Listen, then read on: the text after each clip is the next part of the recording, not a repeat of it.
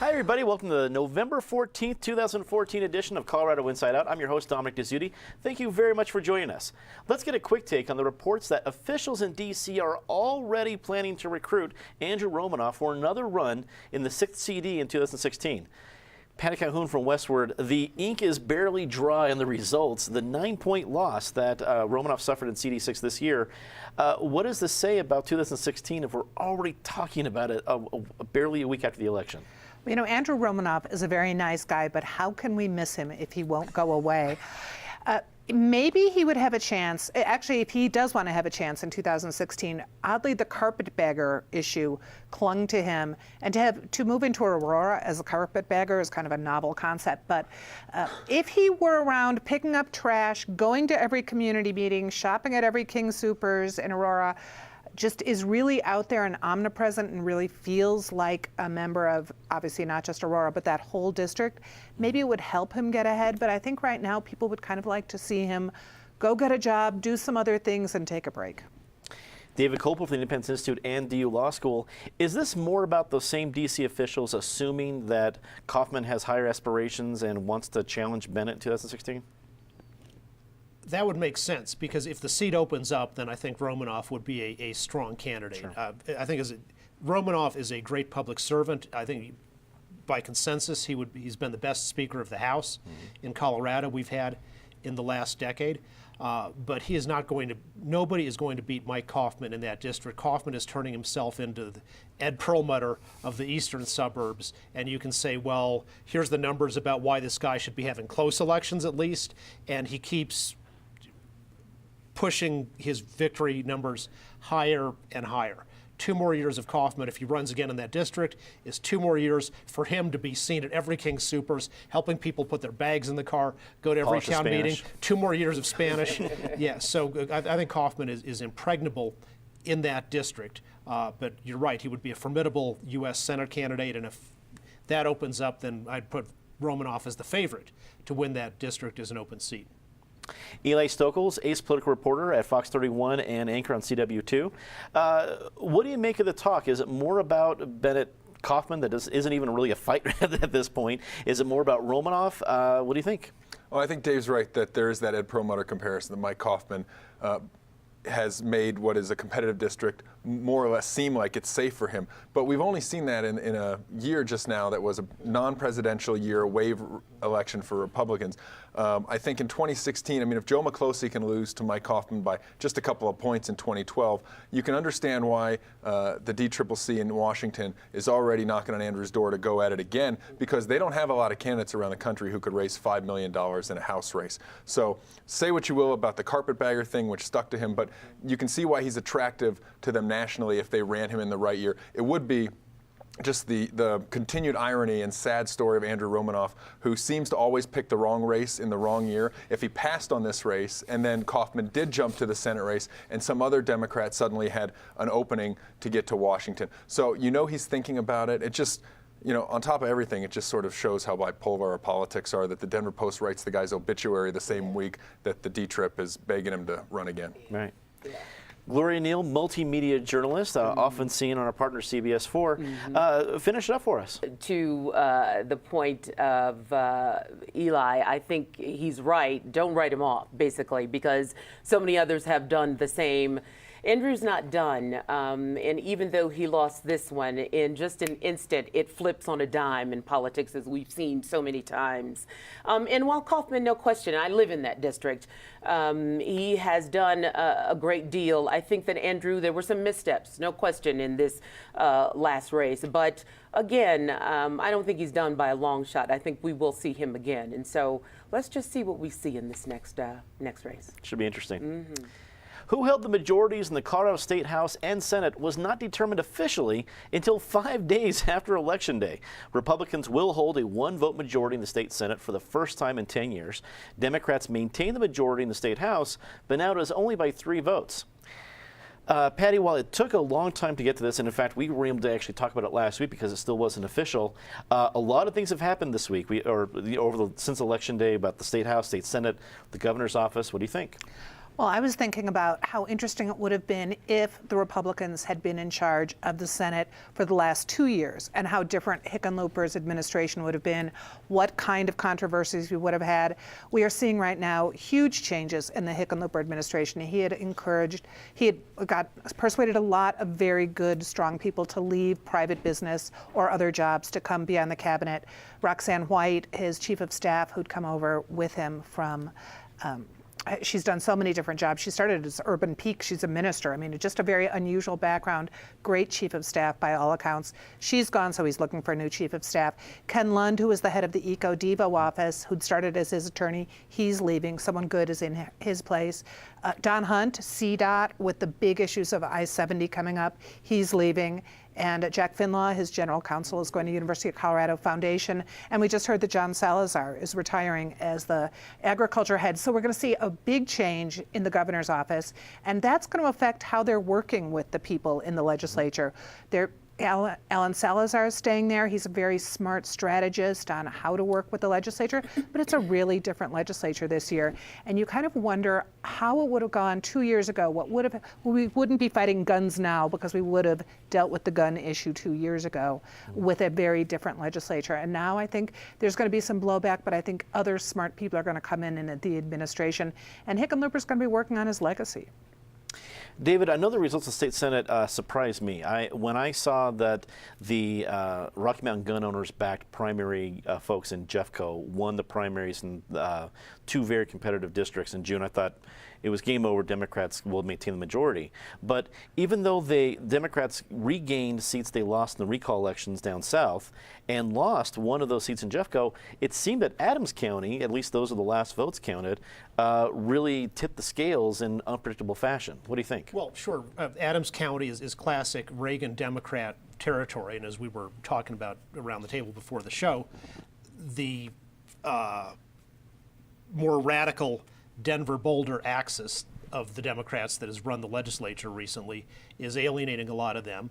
The reason the successful Democratic candidate for senator in Pueblo, in a district that has a gigantic, enormous Democratic registration edge, but yet kicked out its Democratic senator before, was a pro-union, working man's pro-gun Democrat who voted against the magazine ban when he was in the House. And so hopefully that's a step towards the Democratic caucus moderating somewhat. I would say I was happy to see that the House Democrats elected a Speaker of the House, Dickie Lee Hullinghorst, from Boulder, who I think, although her voting record may be purely 100% on one side, I think she's a person who's personable and capable of listening and being thoughtful. Eli, as you looked at the results, we had to wait for them throughout last week. What stood out to you the most surprising when you looked at the state legislature races? Well, I think Adams County, like Dave mentioned, like we were talking about earlier, is a sort of canary in the coal mine for Democrats. Also Pueblo, where they struggled with Angela Giron in the recall. They have a more sort of a candidate, Democrat in Leroy Garcia, who fits Pueblo Democrats a little better. But, Democrats can't just be this new coalition that completely abandons the old Democrats, the union folks, the blue-collar Democrats. And that's what Adams County, that's what Pueblo, that's what those places have been for them. So they have to sort of look at can we actually win, and do we want to be a party that no longer includes or has room for those sorts of folks? I don't think they do. So I think you'll see them try to broaden their coalition, just like this helps Governor Hickenlooper. Having Republicans in control of the Senate may help the Democrats come across as moderate because there will be a check on some of their more liberal impulses. I think the one thing that we haven't mentioned yet, and that's going to dominate at least the first couple months of the legislative session, remember the local control debate?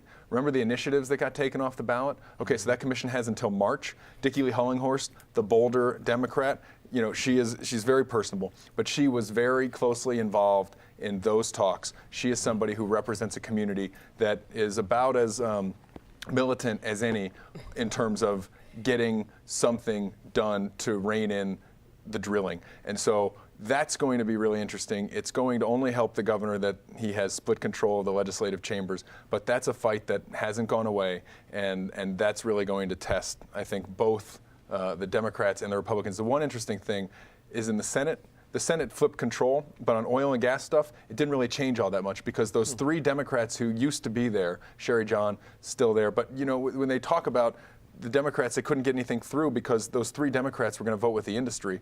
That doesn't really change. The Senate is still going to be an obstacle if they want to move any sort of new restrictions on the industry. Gloria, when you looked at finally the results from the election, when it came to the state legislature, state house and state senate, was it more about the Democrats losing it or the Republicans winning it? You know what? I think it was more about the people.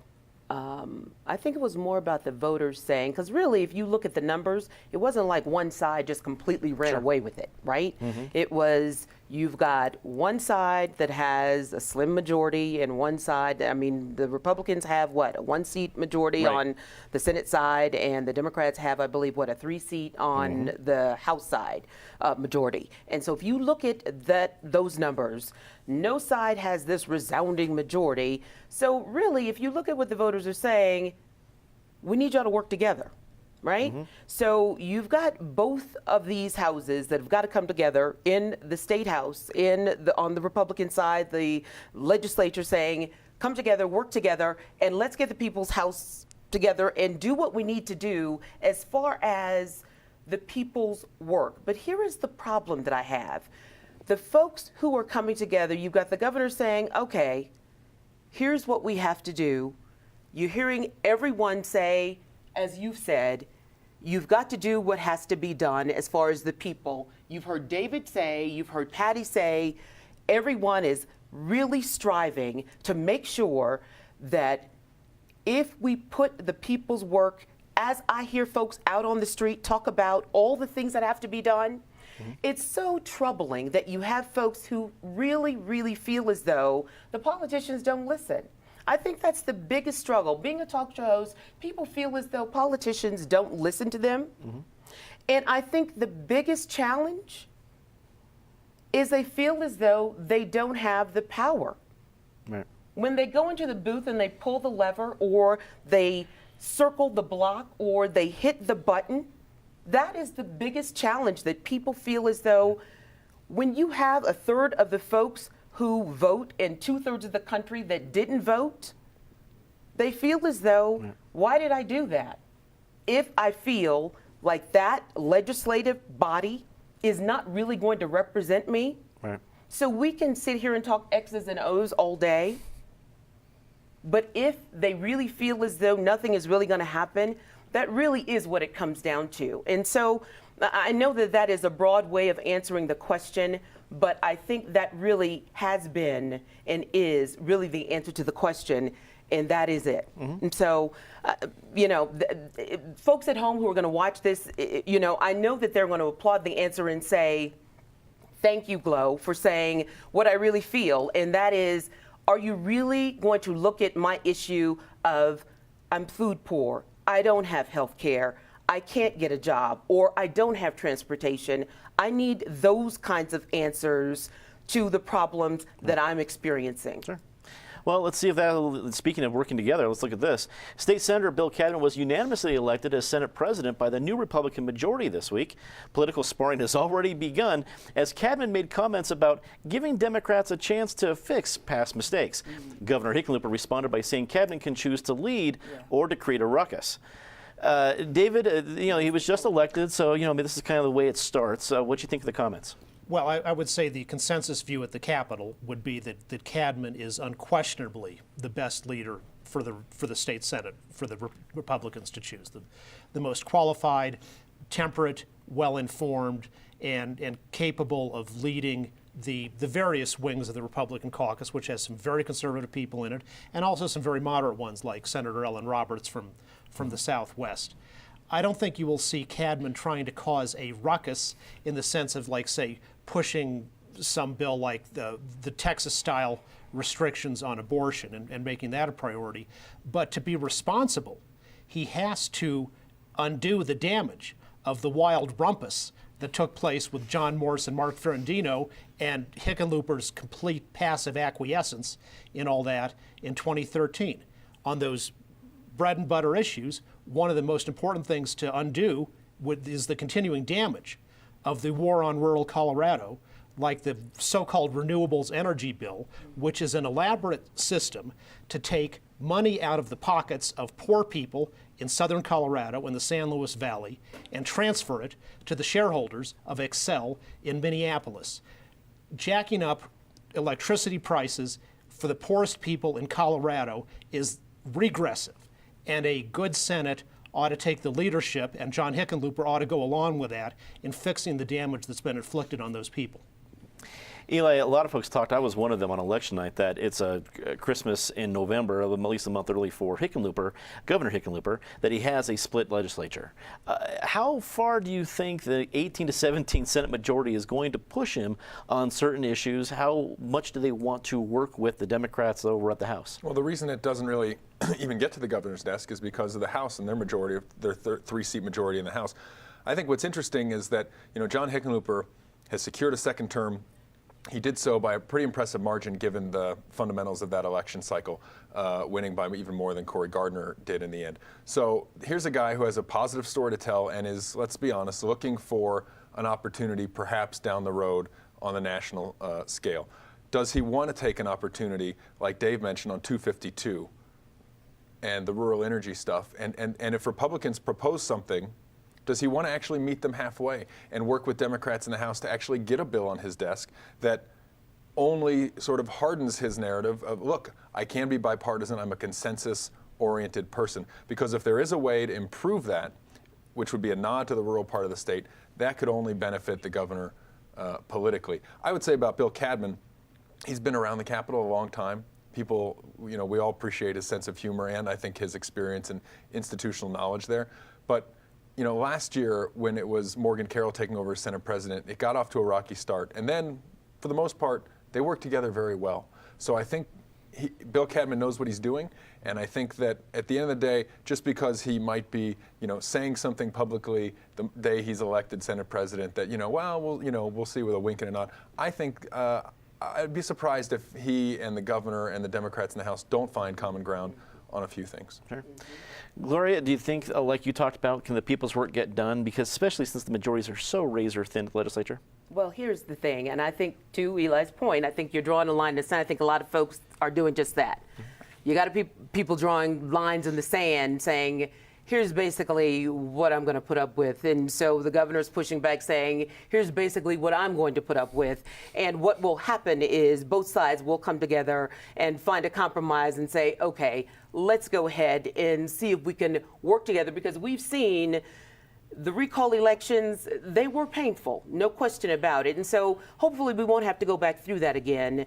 And let's get the work done that we need to get done so we can continue the recovery that we have seen thus far. We do have a lot of people out here who are hurting, and hopefully we can get them the help that they need. That would be interesting. Yeah. Patty, wrap it up for us. What do you expect to see with the legislature and the governor? Oh, nothing wrong with a ruckus. I think we could use some ruckuses and rumpuses in the State House. I think what we need are some discussions because, unfortunately, Gloria, I don't think people agree on what they want. We've seen this in the most recent elections. People are very divided on the issues of fracking. They're divided on urban-rural issues.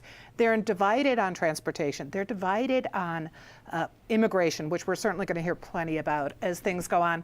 So there are going to be some very heated discussions. I do think that Cadman is a smart guy. He's very out and about, involved in the community. I can easily see him having a heated but interesting discussion with the governor, with the Democrats in the Senate.